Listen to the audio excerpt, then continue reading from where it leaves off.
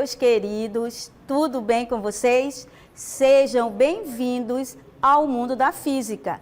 Eu sou a professora Risolda Farias e acredito que vocês estão entusiasmados e curiosos para descobrir o objeto de conhecimento da aula. Vamos lá? Olha aí, aula 10, objeto de conhecimento, astronomia, gravitação e leis de Kepler, leis de Newton, astrobiologia. E o detalhamento, astronomia, gravitação e leis de Kepler. Muito bem, pessoal, agora que já estamos apresentados, vamos à aula.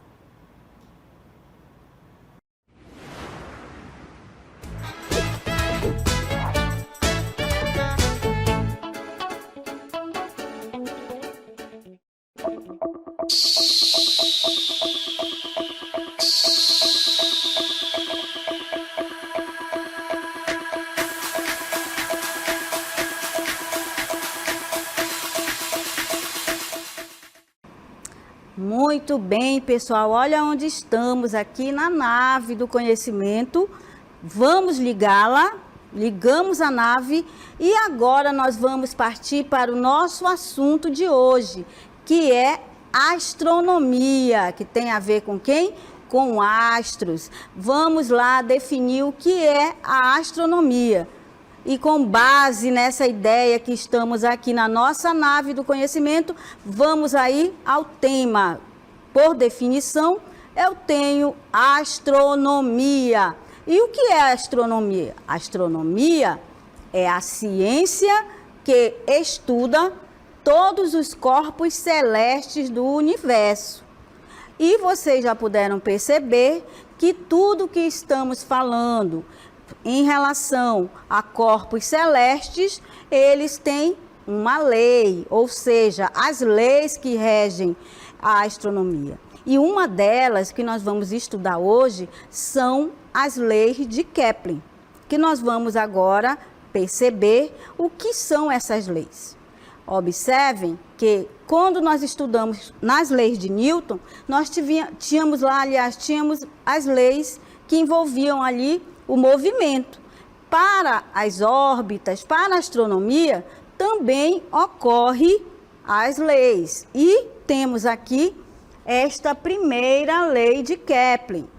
O que você tem aí? Essa primeira lei, conhecida como as leis das órbitas. E elas são conhecidas, ela é chamada de elípticas. Nós vamos ver por que ela é chamada.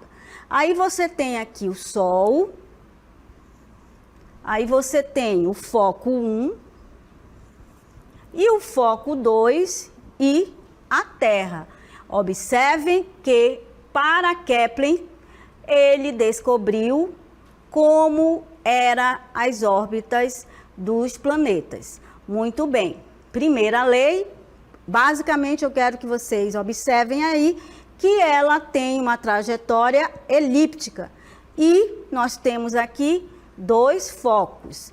E nós vamos ver agora, temos aqui uma introdução do que seria essas leis, né? Nós temos aqui como é que surgiu. Então, a ideia maior, quando se tem as leis das órbitas, nós vamos ter aqui uma origem, porque não adianta falarmos aqui os cálculos se você não souber como é a origem de tudo. Então vamos lá verificar como é que surgiu a origem. Olha só, os antepassados, eles sempre procuraram fazer algo para descobrir o universo, e eles tinham uma ideia que tudo era gerado por uma determinada situação. Aí você tem, temos aqui, ó, essa imagem que reflete muito bem que até meados do século XVI, ele acreditava que a Terra era o centro do universo. Então eles começaram a dizer que tudo ali era a Terra. E eles imaginavam que a Terra era perfeita, redonda, Mas depois, porém, em 1543, o astrônomo e matemático polonês chamado Nicolau Copérnico, o que ele fez? Ele observou que a Terra não era o centro do universo. Ou seja, ele pensou que aquelas teorias que muitos estavam a estudar furava determinados assuntos. Aí, ele publicou um livro sobre as revoluções dos corpos celestes. Depois disso, o que aconteceu?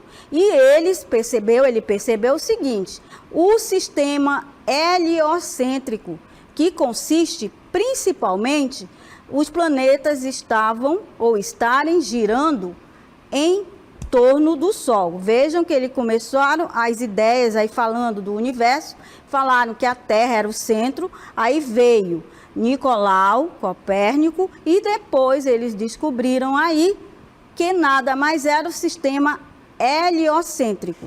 Muito bem.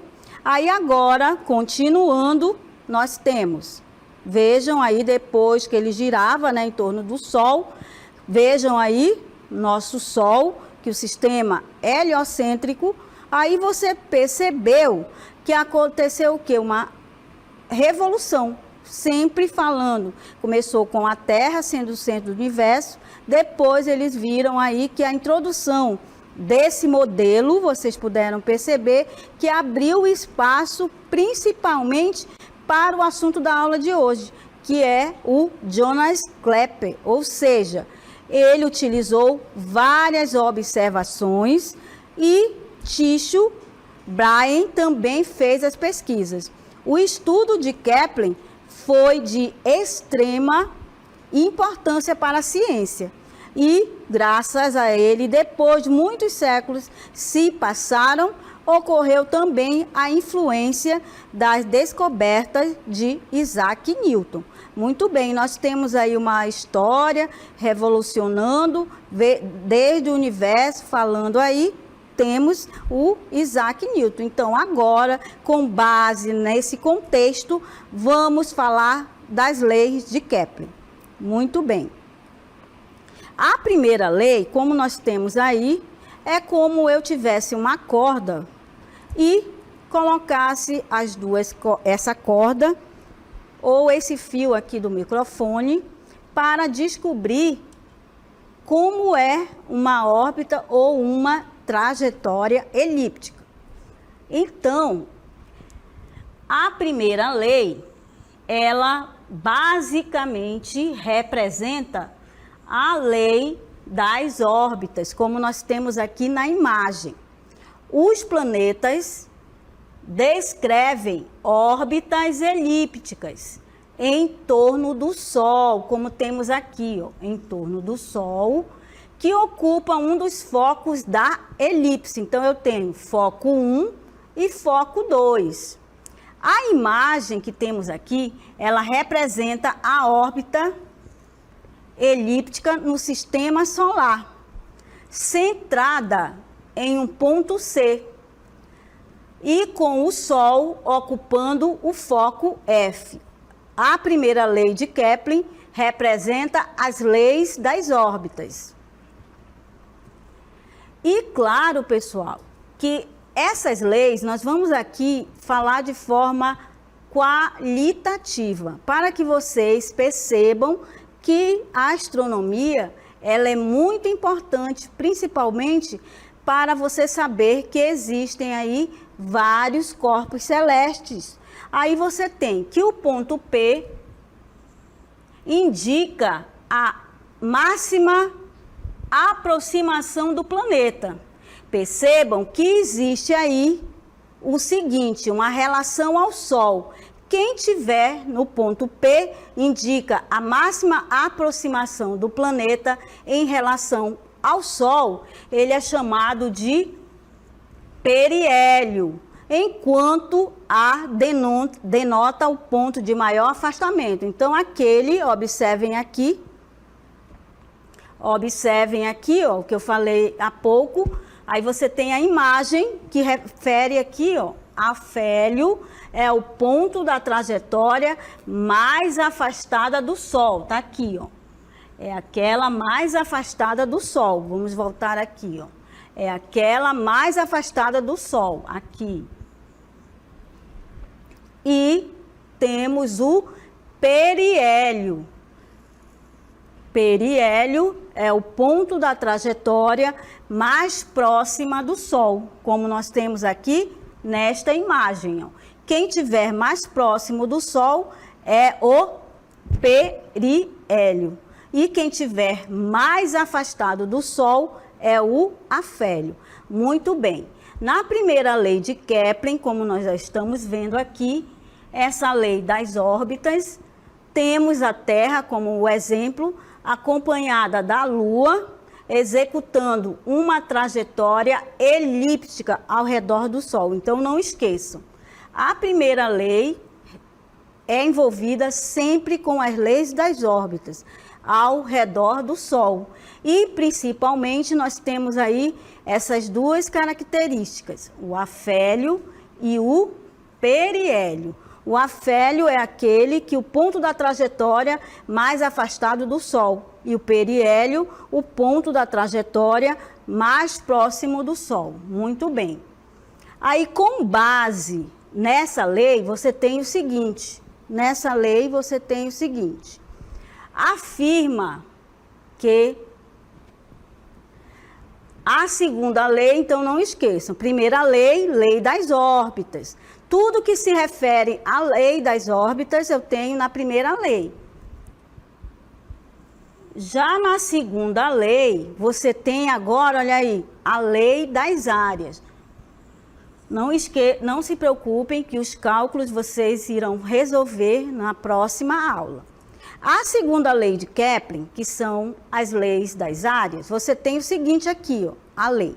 O segmento de reta imaginário que une o planeta ao Sol.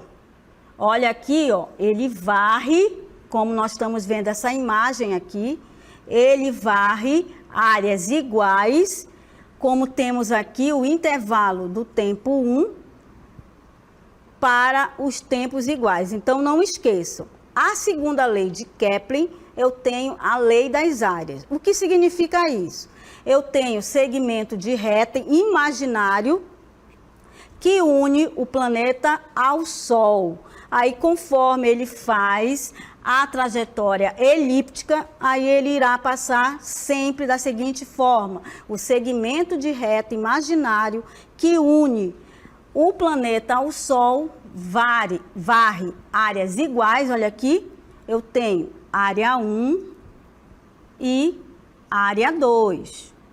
Em intervalos de tempos, tempo 1 e tempo 2. Aí você tem aqui. Aí eu tenho 1, 2, 3 e 4. Aí você tem que a lei das áreas vai me dar isso aqui, ó. Veja.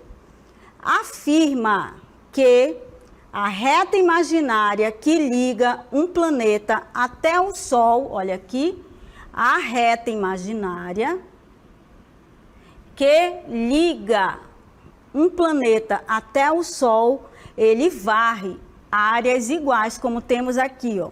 A área 1 vai ser igual à área 2. Em intervalo de tempos iguais. Tempo 1 com o tempo 2. Aí, de acordo com essa lei, a área percorrida pelo raio vetor que liga um planeta até o Sol durante o intervalo de tempo, que vai ser o quê? Constante. E recebe o nome de velocidade areolar. Ou seja, na segunda lei de Kepler, nós temos aí o seguinte: as áreas, você tem a reta imaginária, eu tenho que ela varre áreas iguais em intervalos de tempos iguais. São essa expressão aqui. Aí você tem, ainda falando da segunda lei de Kepler, lei das áreas, se o intervalo de tempo de que o planeta necessita I da posição 1, observem aqui a posição 1, necessita ir da posição 1 para a posição 2, que está aqui, for igual ao tempo necessário para o planeta ir da posição 3. É como eu tivesse aqui uma animação e ela está se deslocando. Passou da área 1, foi para a área 2, depois para a área 3 e assim sucessivamente. Aí você tem, na posição 2 de sua trajetória, for igual ao tempo necessário para o planeta ir da posição 3 para a posição 4. Ou seja, ele está se deslocando. Eu tenho aqui a linha imaginária, que representa aqui a minha área, e ele estará se deslocando para a área 2. Aí você tem a posição 3 para a posição 4. Então, a área 1 e a área 2 são iguais. E assim podemos escrever, olhem só, a variação de tempo aqui você tem, vai ser igual à variação do tempo 2. Variação do tempo 1 vai ser igual à variação do tempo 2. Logo, implica em dizer que a área 1 será igual à área 2. Isto representa a lei das áreas. E a terceira, que é essa que nós vamos aplicar um cálculo, você tem que a terceira lei de Kepler é a lei dos períodos harmônicos, que representa isto. O quadrado do período de translação, que é representado aqui pela letra T dos planetas, é diretamente proporcional ao cubo dos raios. Então, prestem bem atenção. Na terceira lei de Kepler, você tem que a lei dos períodos representa o quê? O quadrado do período, que é representado pela letra T dos planetas, é diretamente proporcional ao cubo dos raios médios, representado pela letra A de suas órbitas. Observem a terceira lei. A segunda lei, lei das áreas. E a primeira, lei das órbitas elípticas. Aí você tem. Observem aí, ó. Olha. Na terceira lei, que representa aqui, lei dos períodos, olha a definição. O quadrado do período de translação representado pela letra T dos planetas é diretamente proporcional. Olhem só como vai ser a nossa equação. Sendo assim, nós temos o seguinte para esta lei. O quadrado do período, olha aqui, quadrado do período, que é o T. Quadrado do período, T ao quadrado. Você tem dos planetas, ele é diretamente proporcional ao cubo dos raios. Olha aqui, aqui eu tenho uma constante e você tem que os raios médios representados pela letra A de suas órbitas vai ser ao cubo. E o cubo representa o 3. Logo, você tem, para a terceira lei de Kepler, eu tenho que o período ao quadrado vai ser diretamente proporcional ao raio ao cubo. Observem também em que T é o período de translação. Então, toda vez que se eu pedir para calcular o período, nós temos aí esta expressão. T ao quadrado vai ser igual a constante vezes o raio ao cubo. Já o A representa o semi-eixo maior da órbita e K é uma constante de proporcionalidade cujo valor depende da massa do corpo central. Então, basicamente, nós temos aqui a equação. T ao quadrado, A ao cubo vai ser sempre uma constante. Olha aqui a definição. Para a lei dos períodos, O quadrado do período de translação, representado pela letra T, dos planetas é diretamente proporcional ao cubo dos raios médios de suas órbitas. Muito bem, então vejam que temos aqui, olha aqui, se eu quero descobrir quanto vale esse período de translação, eu irei aplicar T ao quadrado, vai ser uma K, que é a constante, vezes o raio ao cubo. Muito bem, então essa é a equação que nós vamos ver. Aí eu trouxe para vocês, observem aí, os cientistas, eles fizeram esses cálculos. Aí você tem aqui o sistema solar, tem o Sol, tem o Mercúrio, tem o Vênus, tem a Terra, temos Marte, temos Júpiter, temos o Saturno, temos o Urano, o Netuno e o Plutão.